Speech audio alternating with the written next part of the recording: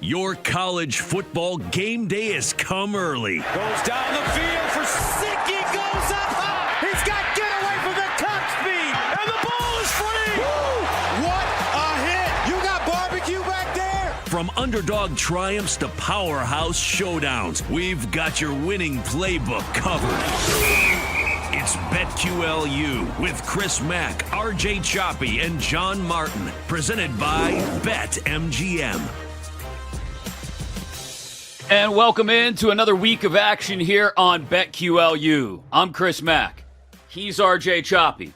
He's John Martin. You are watching on the YouTube Odyssey Sports channel and listening inside your Odyssey app, AUDACY. It's free. Download it and take us with you wherever you're going this weekend. Whatever the weather is like in your corner of the world, whether there's snow, there's ice, it's winter, it's that time of year. Whether you're up and at 'em in a beautiful corner of the world where it's sunshiny and bright, whatever you're up to. Thursday nights, Friday nights, Saturday mornings, we got you covered here on BetQLU, live coast to coast on the BetQL network. And yeah, we're going to talk football. We're going to talk about Nick Saban's replacement and a wild story in Miami about a guy who will be coming back for the Hurricanes.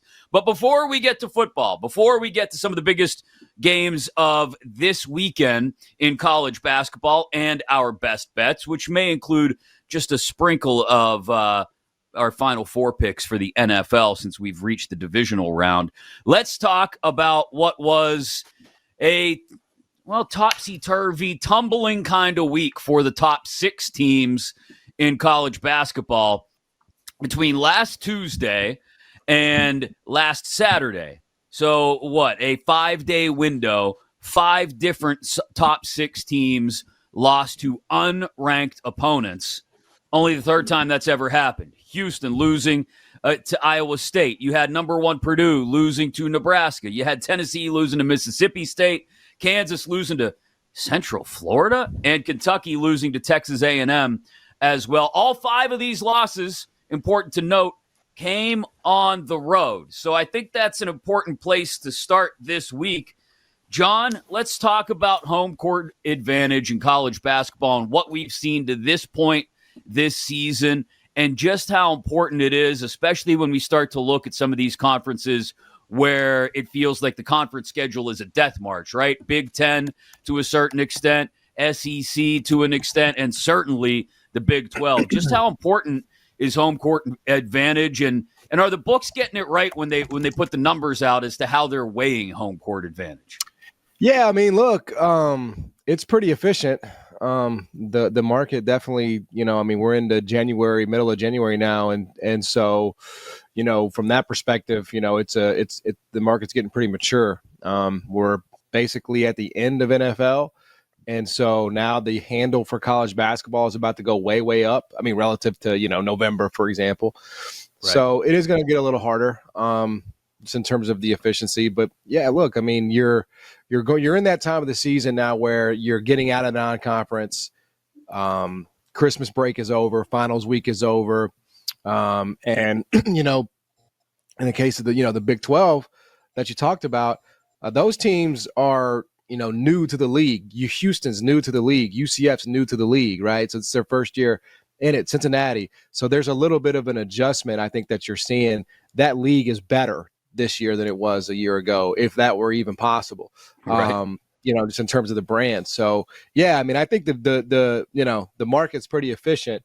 And obviously, it's just one of those things. I think I saw a number, a stat where road teams are winning at a little bit better clip. But again, the sample size is just so small that it's hard to take anything meaningful out of that. So it is what it is. As we get, deeper into the season, it's going to get harder, and that's no different than any other year.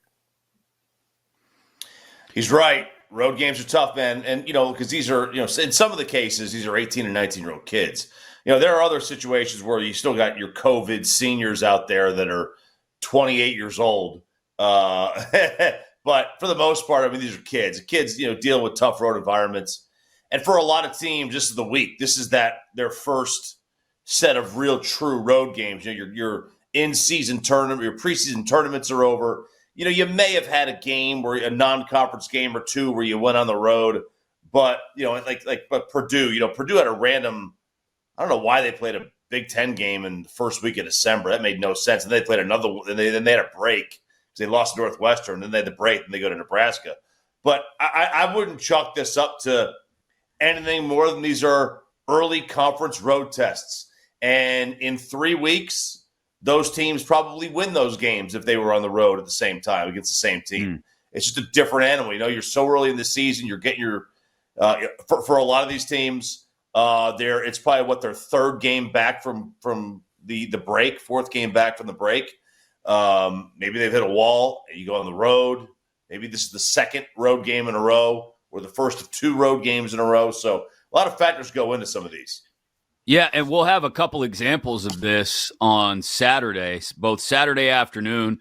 You got number 2 Purdue headed to Iowa, and we'll touch on some of the biggest games this weekend in the final segment of today's show. And you got Saturday night, number 1 UConn at Villanova. Now, UConn has started to sort of take the Big East by, I don't know if I'd call it a stranglehold, but they're starting to take control at the top of that conference. You get into deeper conferences, the ones we just talked about, and it doesn't feel, John, like anybody is safe. And I'll go up to and including Purdue because of the Big Ten road effect.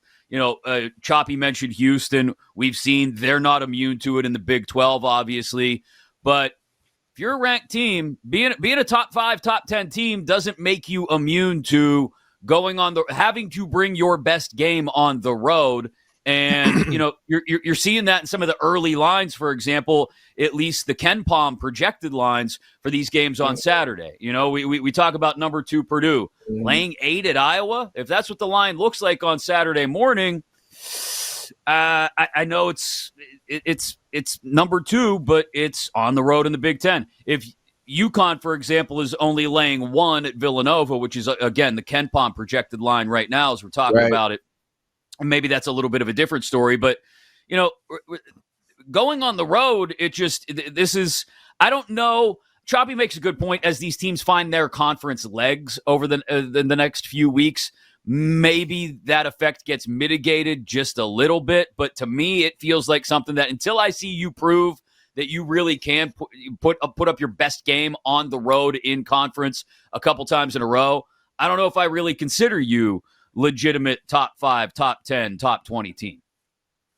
Yeah, I mean, look, when you start talking about teams that can win it all, which is inevitably the top 10, whatever you do at home is sort of, I mean, obviously it all counts, it all matters, okay, but when we start to have that discussion, it's what did you do in the neutral games? What did you do on the road? If you're a team that really hasn't gotten many of those, I think you probably get treated with a little less credibility just because you get no home games in the NCAA tournament.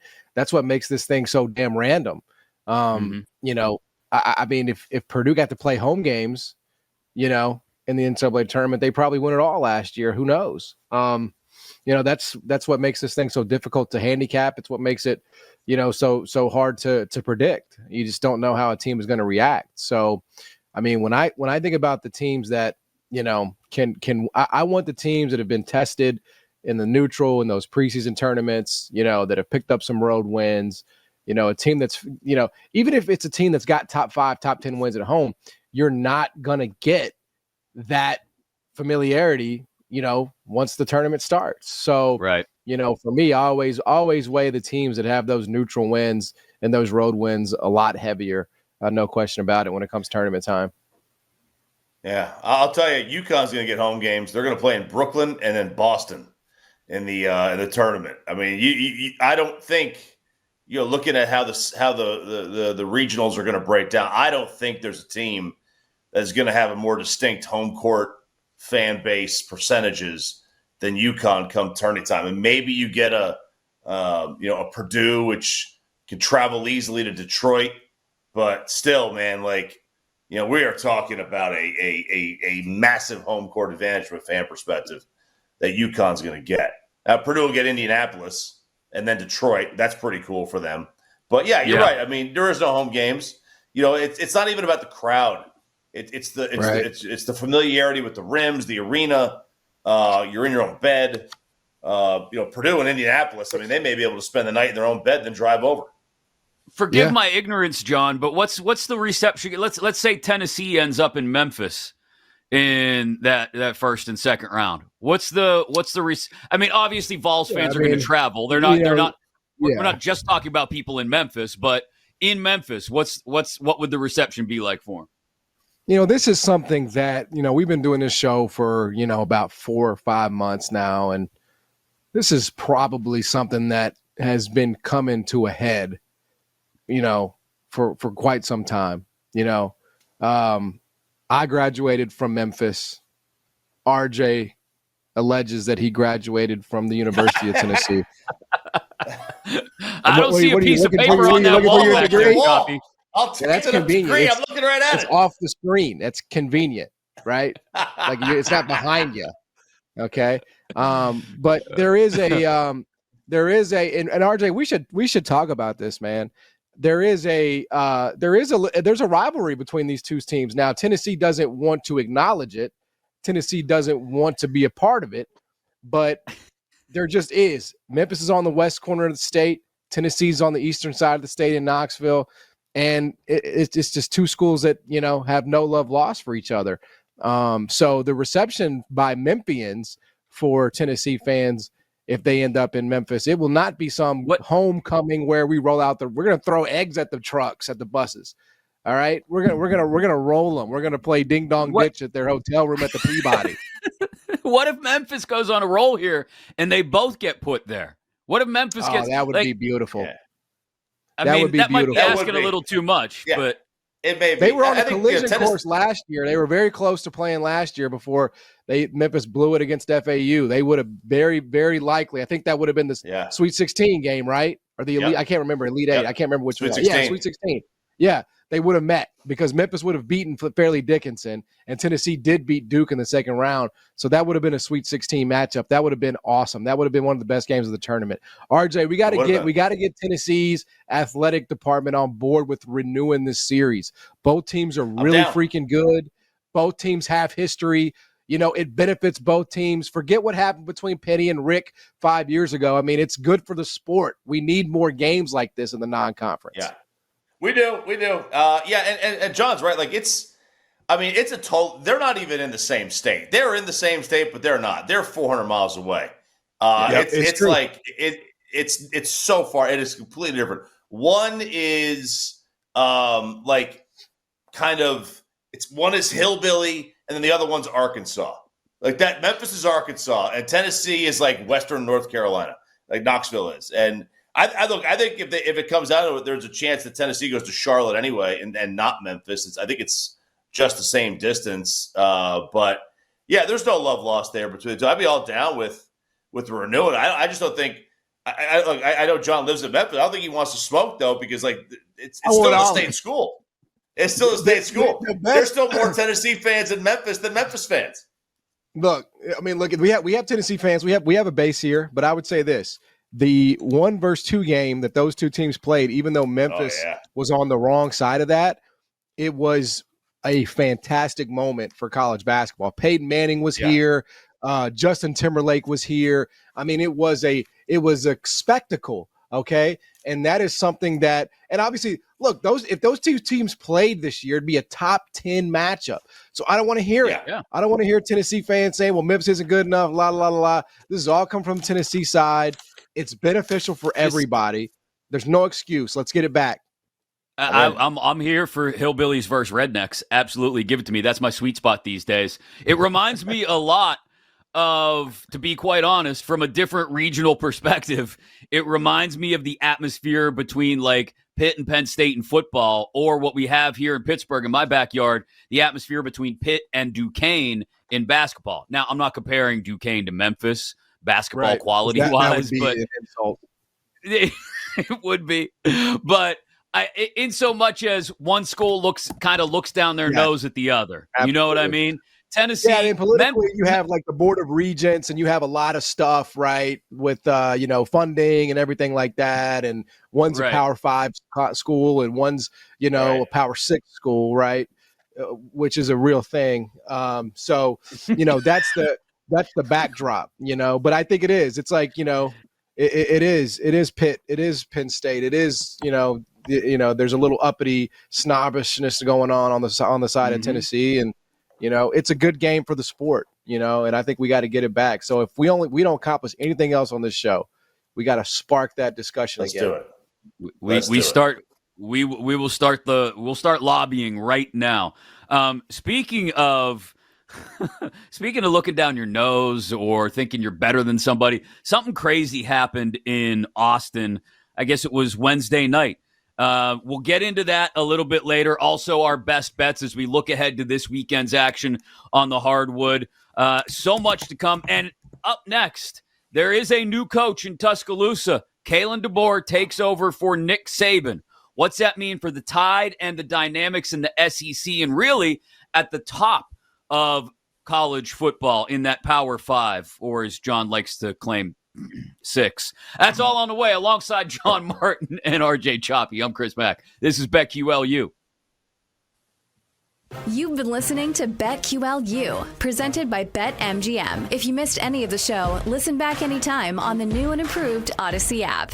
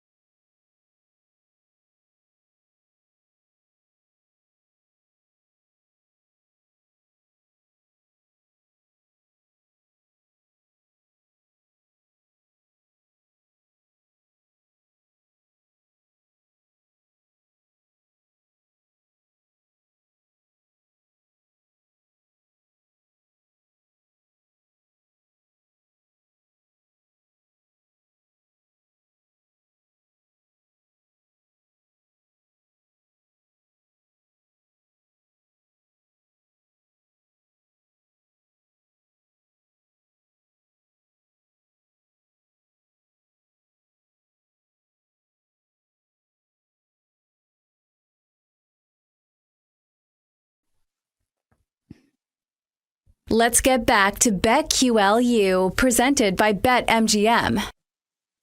And welcome back in to BetQLU live coast to coast on the BetQL network every Friday night and Saturday morning. And of course, catch us on Thursday nights on the Odyssey Sports YouTube channel as well. And whenever we're done with the show, it goes up as a podcast inside your Odyssey app as well. AUDACY. I'm Chris Mack alongside RJ Choppy and John Martin. A week ago at this time, guys, John was a little under the weather, so Choppy and I persisted. We pushed through, and we talked about Nick Saban's retirement. And here we go. Already, they've got a replacement. They've hired Kalen DeBoer from Washington, who just took the Huskies to the national title game. 25-3 in 28 games over the course of 2 seasons at Washington. We all know his story about dating back to his NAIA days, easy for me to say, at Sioux Falls. The Tide still third on the board to win the title at 6-1. How do we feel about 2 things here, John? A, how DeBoer adjusts to the SEC, and B, how the rest of the SEC may or may not adjust to what could be a new look Alabama. Yeah, I mean, I think first and foremost, him taking the job, I think, suggests sort of how he felt about where his system is best suited. And I think the answer is obviously the SEC, because the Big Ten is the league where everybody plays defense, right? And I think, you saw right in the championship game what that kind of looks like. And that was with Penix. And that was a 1-game sample, but the SEC is very different nowadays. It used to be the grinded out league where everybody held everybody to 14 points a game, but it ain't that anymore. So I think he'll fit in perfectly. And I think that's why he ultimately did decide to go, because Washington matched, essentially. They matched the money. And I don't think you're running to replace Nick Saban if you're getting the same amount of money at your current stop, unless you feel like systematically you're going to be at a better, be at an advantage. And I think that's probably how he feels in the SEC. In terms of how the SEC adjusts to him, I think Lane Kiffin is ecstatic. I think Kirby Smart is ecstatic. I mean, any coach in that league that has had to, go through Nick Saban the last, 15 years is, in heaven right now. Kalen DeBoer might be great, he also might not be.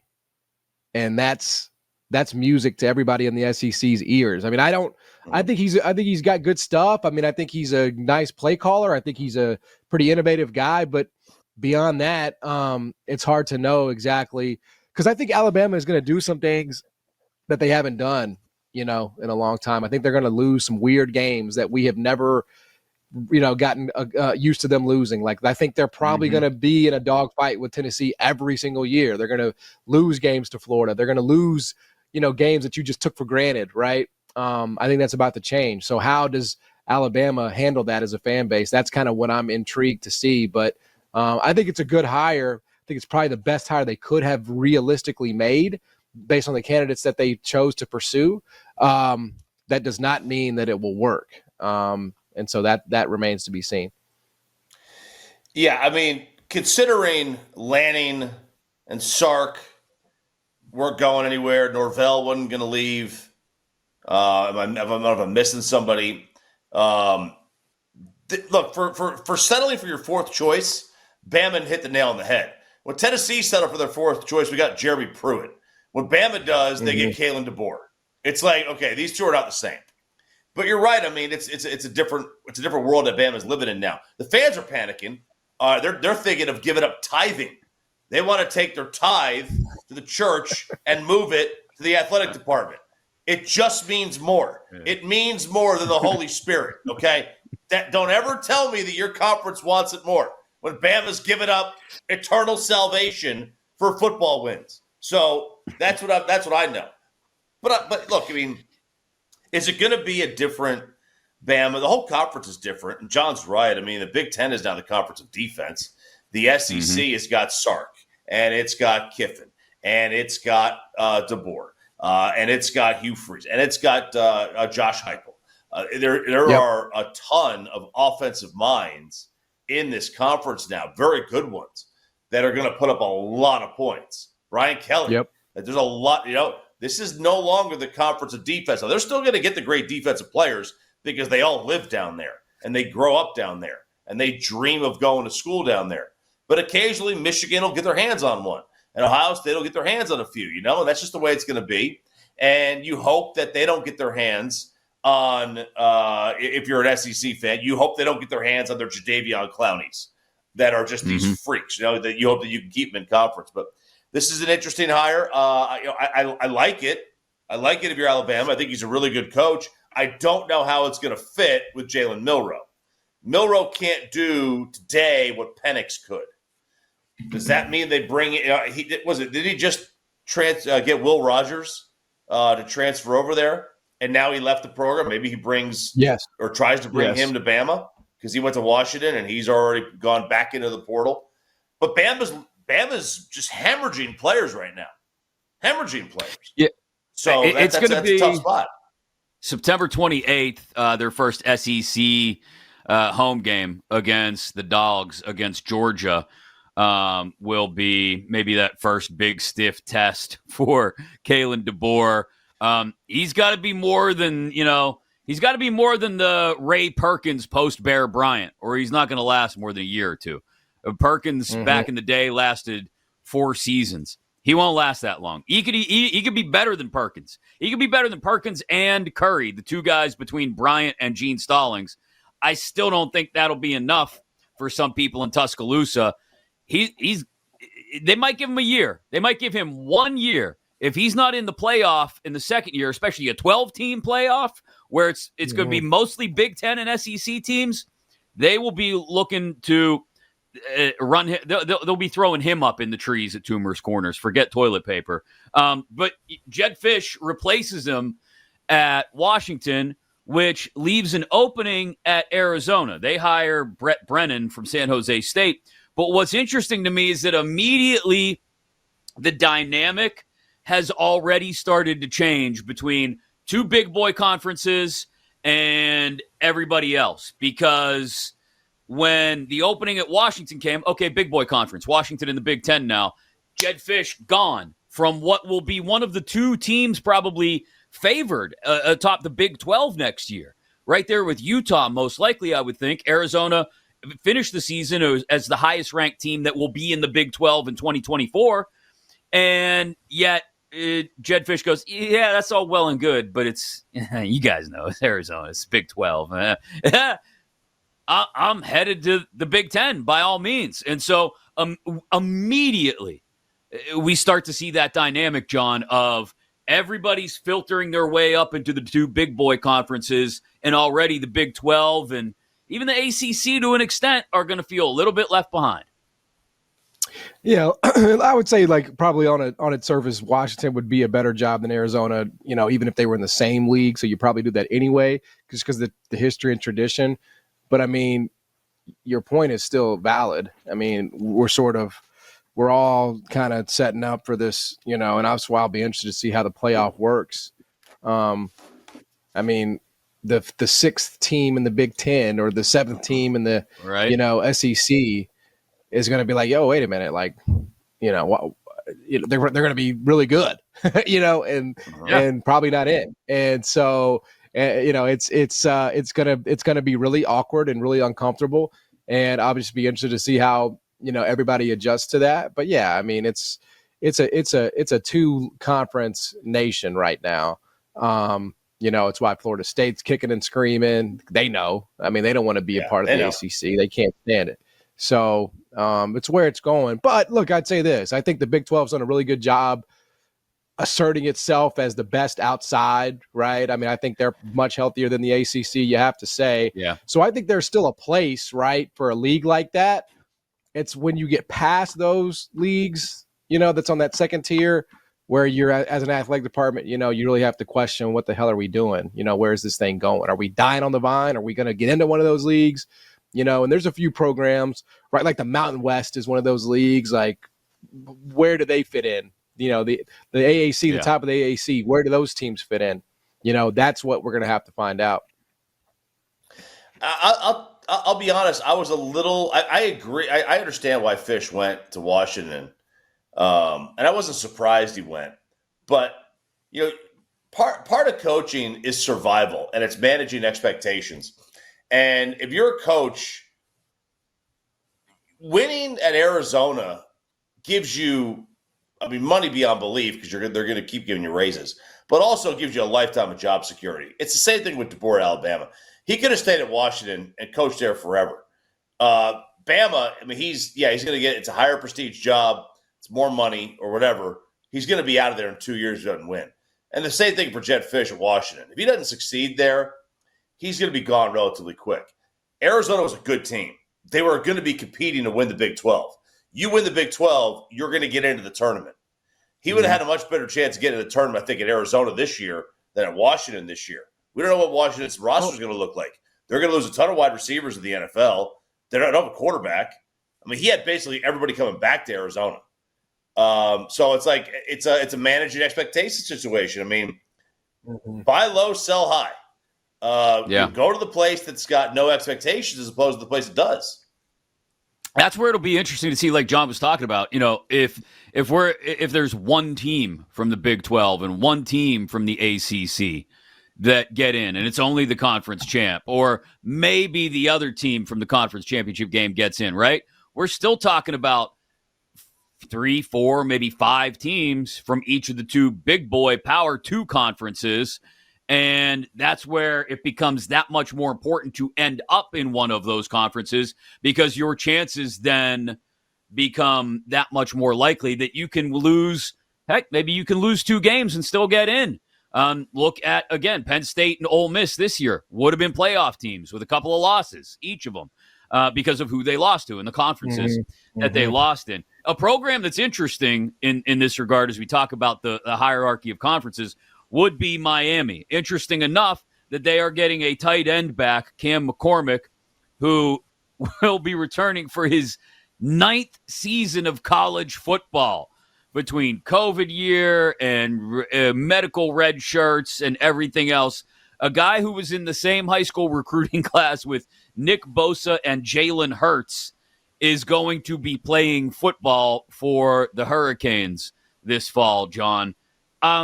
I'm okay. Go home and be a care. family man, bro. Be a grandpa. Go home. Go That's sign what they told, up for AARP. what they told Del Curry. Go home and be a family man, bro. You don't need to be out here like this. Curry.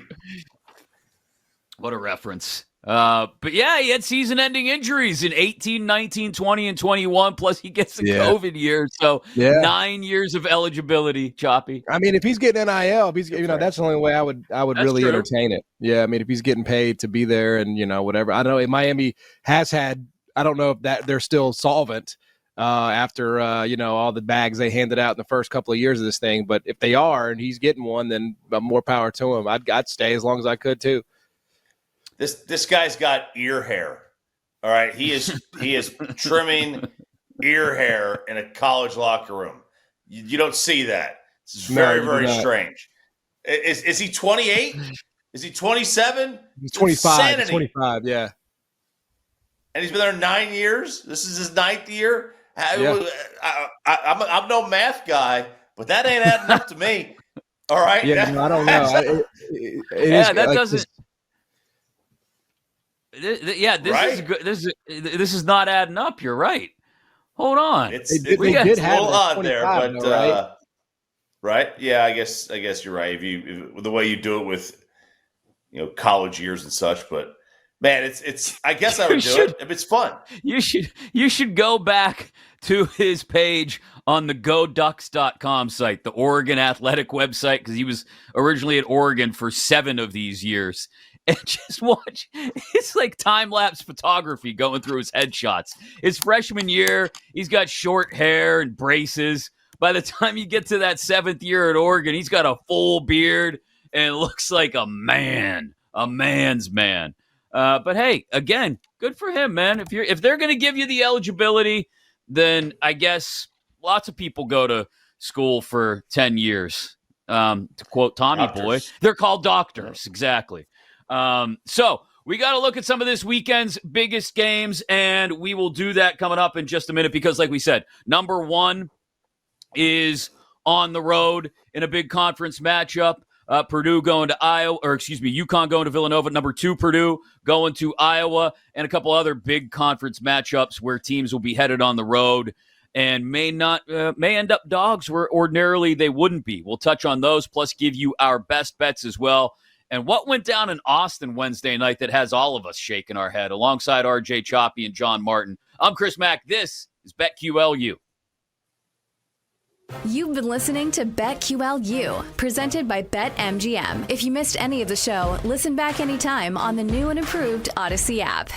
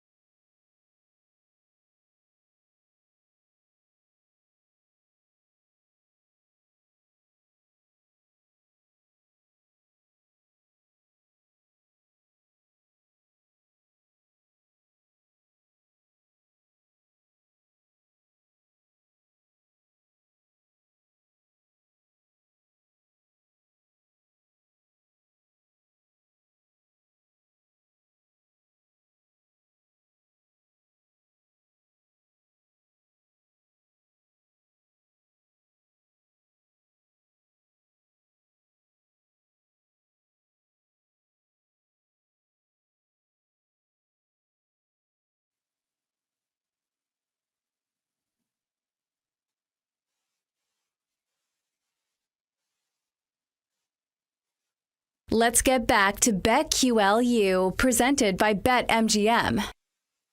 And welcome back into BetQLU. We're with you every weekend, breaking it all down, whether it's talking about change in college football now that they're in the midst of the offseason, or what's going on in college basketball, as there is another big slate of action this weekend to get into.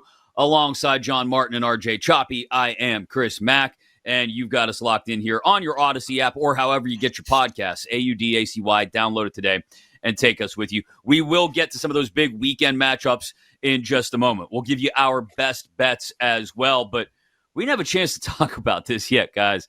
Wednesday night, first and foremost, UCF comes back from 16 down against Texas. Not just UCF comes back from 16 down against Texas.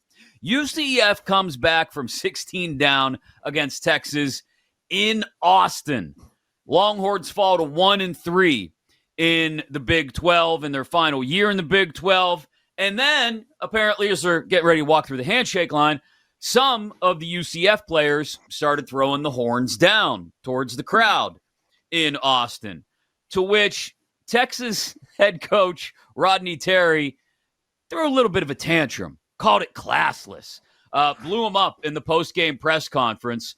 And in fact, telling some of the players while he was still in the line, that's classless, don't do that, expletive deleted, we'll say. And then on the follow-up, Johnny Dawkins, UCF head coach, said, I don't know what was going on. I didn't see it, but hey, sorry for whatever happened. First and foremost, John, if you're Texas, don't lose to UCF at home.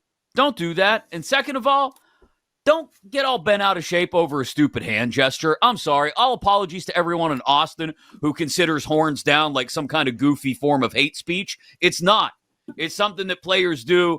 I remember them similarly losing their minds when West Virginia football players were doing this a couple years ago. Can we grow up just a little bit? Like, what are we doing? Yeah, I mean, this is pretty simple to diagnose. I mean, this is a coach that is losing. This is a coach who did lose, and this is a coach who didn't like that. The opposing team was celebrating that on their home floor. Well, best way to prevent them from doing that, Coach Terry, is to not lose on your home floor. I mean, it's really that simple for me. So I usually never have any kind of energy for situations like this. I don't think it's classless at all. I mean, I think it's part of the game. I think it's part of what makes college sports so great. We're not dealing with, 35-year-old men. We're dealing with, practically kids. And I don't really think it's Rodney Terry's place to tell Johnny Dawkins kids what to do. Whether you like it or not. Like, if you want to call Johnny Dawkins after the game and you want to say, hey man, I just didn't appreciate that. Can you, if you want to do that man to man, that's between you and Johnny. But to whine about it and cry about it on the post game, I just thought it was weak. I thought it was weak all around. You're salty because you lost the game, coach. I mean, you can try to masquerade and act like it's about this character, and I thought it was, you can try to dress it up however you want, but at the end of the day, it would have never happened had you won the game if you'd have just not blown the 16-point lead. So I have no energy for it. I think Rodney Terry looks like a clown when he does stuff like that. And I would do the same thing. If I was an opposing team and I win at Texas, I'm going to do the same damn thing now every time. He's just guaranteed that. There's no doubt in my mind. Oh, I'm doing it after I hit a 3 right in front of their bench. I don't even have to win the game. I could be down 30 and I'm still going to do it. That's what's going to happen. That's the real. Like honestly, what is the difference in Texas doing the horns up when they do something versus the other team doing the horns down? There's no difference. It's a gesture that plays into the school that is playing in the game. There's no difference. I've never understood why they get all bent out of shape when someone does the horns down on them. It makes absolutely no sense. And it bothers me when the conference tried to put a stop to it in the football. It was dumb. Like, let them, if you're gonna, you can't let them do the horns up. If you don't let them do the horns down. But beyond that, I think college sports in general, mostly college basketball, because I don't feel like this has been the case in college football, but in college basketball, a lot of these coaches have always felt that they are teacher coaches. College football has always been more about the wins, the losses. And college basketball is too. College basketball's had this weird Bobby Knight teacher-coach relationship thing going on for decades. Coach K was big on this. You see all these coaches were losing. Boeheim, they were big on this. And that's just out of date. You're not a teacher anymore. Coach K going up to other teams' players. Jim Boeheim go other teams' players. That's just out of style now. It's out of date. You're an old man and stop doing it. Let the other coach do it. John's right. Call him up after the game, tell him what's up, and then go from there.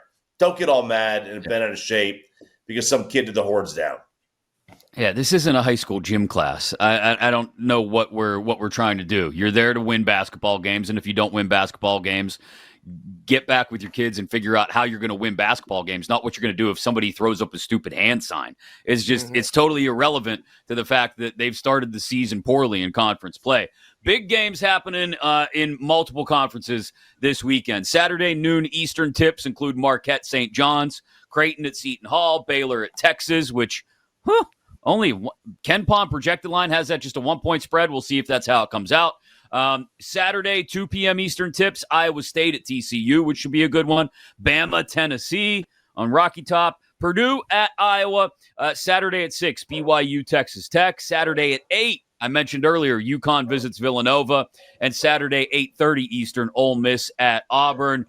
Any of these jump out at you, John? Because the ones that I see immediately are if UConn only has to lay 1 at Villanova, I get it, Big East road game. Anything can happen, but I like UConn there. Even if their only loss this year is on the road in conference, and their road conference games have been particularly tight. If they're laying anything less than 4, I'm all over it. Baylor laying just a 1 at Texas as a possibility too. Those are the ones that jump out to me. And I honestly I think the best 2 p.m. Eastern game above and beyond Purdue, Iowa, Bama at Tennessee, I think could be a really good one too. Tennessee, if they're only laying 3. Yeah, I actually agree with all the ones you called out. Not to sound lazy here, but I mean those are the games that sort of speak to me. I mean, I watched UConn Creighton. I have to stop fading UConn. I got to stop. I've lost an ungodly amount of money fading that team. I think I've done it maybe 9-10 times since last March. I've lost every single time. I think I'm 0-10 betting against UConn, mostly because they covered every game in the tournament. So that was 6 right there. Faded them last night. Thought Creighton would show up. They did not. And so I've got to stop trying to do that. Even if UConn doesn't cover, right? I just can't fade them because it doesn't work out for me. And I'm mentally at such a breaking point with them that the only thing I could ever do is bet on them at this point. So I like UConn. I think UConn, would they have Klingham in the lineup, they are pretty much impossible to stop. They're not that much different from last year. Caravan's in the lineup. They brought in Cam Spencer. Tristan Newton's back. Klingham's back playing a bigger role. So when he's healthy, I love that team. I still think they're undervalued a little bit at 10-1, basically. You can maybe get 12-1 some spots on them to win the title. And then the other one you mentioned, there was one other one you mentioned. Maybe it was Tennessee. He had Baylor, and he had Tennessee. Yeah, I think Tennessee, if that number does open at 3, it's not going to last very long at 3. That will go up pretty soon, expeditiously. I think that'll probably close at 4.5, 5, maybe even. I want to say Tennessee was in a pretty similar spot against Bama as a 3-point favorite last year, and they won and covered and dominated. So I like Tennessee a lot at 3 or even 4. I think they roll Alabama. Yeah, look, I'm with you guys on all 3 of those. I mean, I think the Tennessee at number at 3 is a little bit low for a home game. Bama's good. I think Bama's a good team, but man, Tennessee's a really solid team at home. The 2 that I just don't understand, and I'm almost thinking of staying away from them. I don't get Baylor and UConn just being 1-point favorites. I don't understand how that would be. That makes absolutely no sense. It's screaming sucker bet to me. I'm going to do it I'll do it either way because it doesn't make sense. But I'm scared to death of that. Now, I get it's a road game, and we've seen over the last week a lot of teams lose tough conference road games. And, UConn and Baylor are not going to be immune to that. They're going to drop road games here throughout the course of the season. I just don't know if Texas is in any position right now after what happened with Rodney Terry to be beating a solid Baylor team. No. Especially if they roll out that zone and Texas can't shoot for a little bit. I mean, that they can get away from them early. Before we wrap up here, boys, every once in a while we like to do this. If any of your best bets include the NFL, throw those in as well. Maybe give people just a thought if you do have an NFL bet you want to throw in, as well as let's get let's get crazy, let's get ballsy. Let's throw our final four for the NFL playoffs, who we think will make the conference championship games as well. It doesn't have to be something you're going to bet on necessarily, but best bets and a touch on the NFL. John, I'll let you start. My best bet is Baltimore minus. I got it at 8. I'd still play it at 9. I know Marlon Humphrey's out, but too much love for CJ right now, and he's amazing. But it's too much love for him. In a spot where Baltimore's coming off the rest and they're not catching anybody by surprise anymore. So I like Baltimore minus 9. Give me San Francisco. I think San Francisco covers. I've been riding the Packers, but I think this is where the ride ends. So I do like San Francisco here. They're just dominant when they have all their pieces. Let's go Detroit minus 6.5. That's the one I'm probably least confident in. And then I will say Kansas City finds a way to get it done as usual against Buffalo in the postseason. Oh, baby. This is a teaser weekend, man. This is a teaser weekend. I like Baltimore at 9, but this is if you tease Baltimore, San Fran, Detroit, and I would tease Kansas City, not Buffalo. I would tease Kansas City. What you would get them at 8.5. You're getting Detroit at a half point. You're getting Baltimore at 3 and San Fran at 3.5. I think you got something there. I also think you can get a good team total. Detroit's first half team total is only 13. That seems pretty low. That's a good offense. I would do that 4-team teaser. I'm with you on all those except Kansas City. I think I'm officially out on the Chiefs. After watching firsthand the physicality of the Buffalo secondary last week, I just don't know what that's going to do to Kansas City's wide receivers. Mahomes on the road too. I don't know. We'll see how that goes. They're banged up. They were great until they left the game, and then Mason Rudolph started carving them up. They do have injury concerns. I'm not going to lie about that. Like if Kelsey and Rice can feed in the middle of if they can feast in the middle of the field, I think they've got a chance. But as it is, after watching the way Buffalo handled things, even despite those injuries, granted against Mason Rudolph, not Patrick Mahomes, I feel okay about Buffalo. I love Tampa giving them 6.5, given Detroit's secondary and how much Tampa's secondary has improved in the last 2.5 months. I like Green Bay and Houston as well, especially if we tease them down off those 9.5 numbers. Harbaugh 11-6 against the spread all time, coming off a bye. That's something to consider as well as those 3 hoops plays we gave you a little bit earlier as well. We'll be back again next week to do it all over again. We'll talk hoops, especially as we really start to feed into the meat of those conference schedules alongside the fastest typer in the West, RJ Choppy and John Martin. I'm Chris Mack. Thank you again for joining us here on BetQLU. You've been listening to BetQLU, presented by BetMGM. If you missed any of the show, listen back anytime on the new and improved Odyssey app.